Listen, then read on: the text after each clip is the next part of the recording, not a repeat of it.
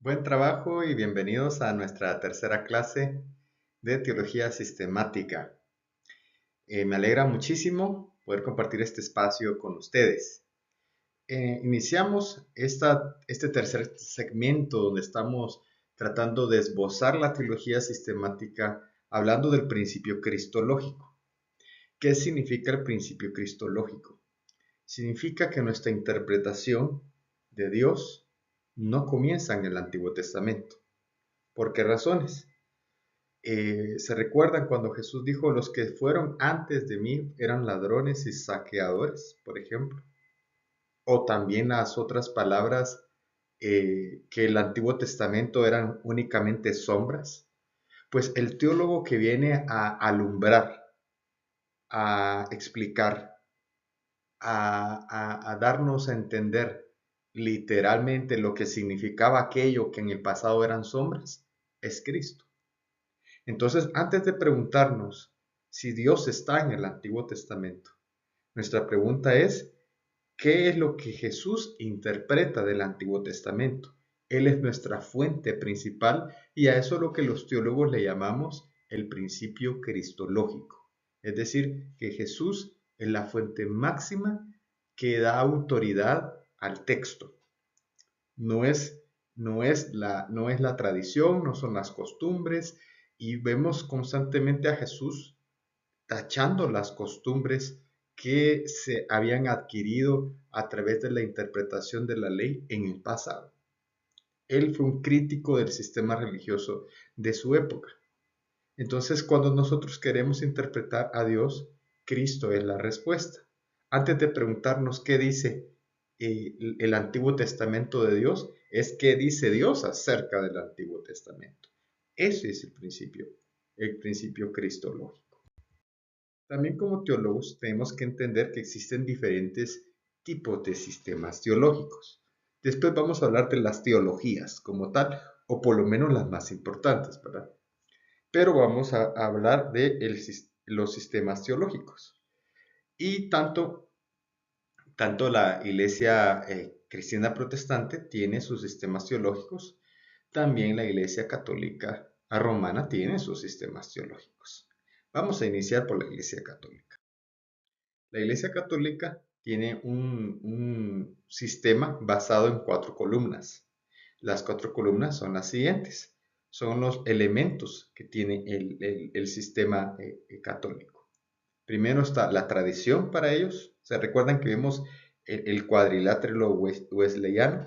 Pues aquí ellos tienen tradición, porque la tradición es la que nos permite transmitir la fe de generación en generación. Es lo que ellos le llaman la fe humana, ¿verdad? Entonces, esa es la tradición. Luego tenemos el magisterio, es decir, lo que la iglesia ha oficializado como dogmas, ¿verdad? Para poder ser enseñados, es decir, lo que está legalmente autorizado para ser enseñado. Luego tenemos al Papa, que es la autoridad, ¿verdad? Porque es la cabeza de la Iglesia católica, ¿verdad? Y él es infalible, como bien lo dicen, pero cuando él está ex cátedra, es decir, cuando él está oficiando la ceremonia el domingo o en una actividad oficial católica, ahí es donde sus palabras se convierten como el Papa es infalible, como dicen, ¿verdad? Cuando él está fuera de ese ámbito, él puede dar su opinión personal, pero esa palabra no es infalible. Es decir, por eso usted va a ver también creadores de contenido en YouTube y en otras redes que cuando el Papa da una opinión así en público y es controversial, va a encontrar que los mismos creadores de contenido católicos pueden juzgar al Papa. Pero lo que él dice, cuando él está sentado en la silla papal, eso es infalible, ¿verdad? Luego tenemos a María y a los santos, ¿verdad? Este es básicamente el sistema católico. Tienen también sus abanderados.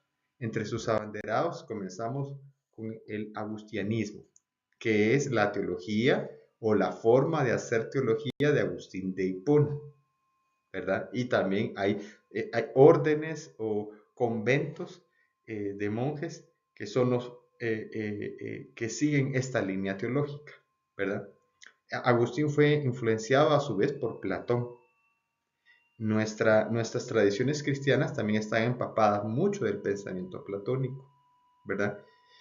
Luego tenemos el tomismo, es decir, la teología basada en la forma de pensamiento de Tomás de Aquino.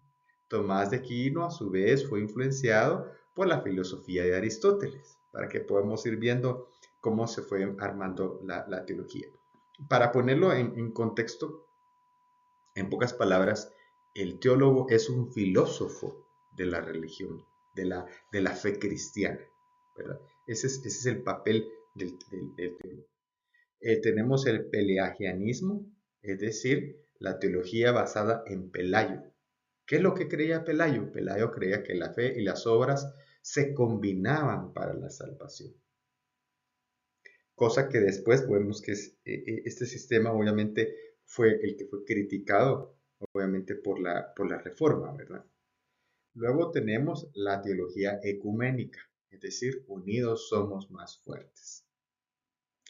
Ahora bien, muchas veces hemos un poco satanizado la palabra ecuménico, ecuménica, pero los cristianos evangélicos protestantes también hacemos ecumenismo. Por eso existen las fraternidades de pastores. Y en estas fraternidades de pastores son interdenominacionales, ¿verdad? Que nosotros los sustituimos por ecuménico. Pero ahí llega todo tipo de pastores. Llegan los bautistas, llegan los pentecostales, neopentecostales, los ortodoxos, etcétera. Es una gama muy amplia, ¿verdad? Entonces, nosotros también hacemos ecumenismo, ¿verdad? Y a veces también más de algún cura se cuela en este tipo de reuniones, ¿verdad? Entonces, y no es que sea algo malo, ¿verdad? Tenemos que buscar nosotros tener esa madurez de la fe.